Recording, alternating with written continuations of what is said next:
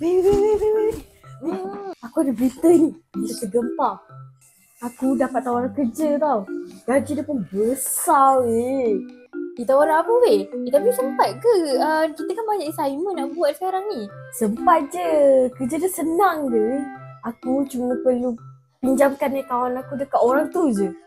Suspicious lah. Ada ke kerja macam tu? Boleh percaya ke ni? Boleh. Yang penting gaji dia besar. Lagipun aku sekarang ni tengah tersesak sangat nak gunakan duit.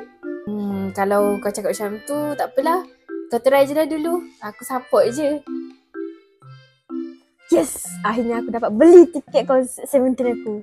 Uish, sibuk nampak. Kau beli apa weh? Aku beli tiket konsert. Uish, ni konsert mana satu Konsert Seventeen tu. Tapi kan konsert tu mahal. Mana kau dapat banyak duit? Alah kan aku ada buat kerja yang aku bagi tahu kau tu. Oh, hari tu. Tapi sebenarnya aku tak faham kerja kau ni macam mana. Biar aku tengok macam masyuk ke.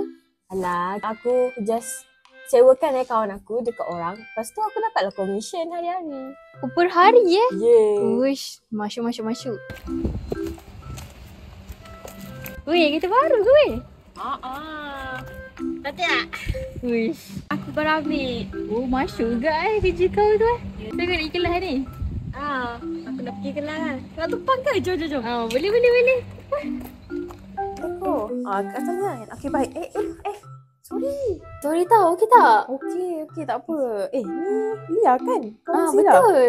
Betul tak saya roommate dia.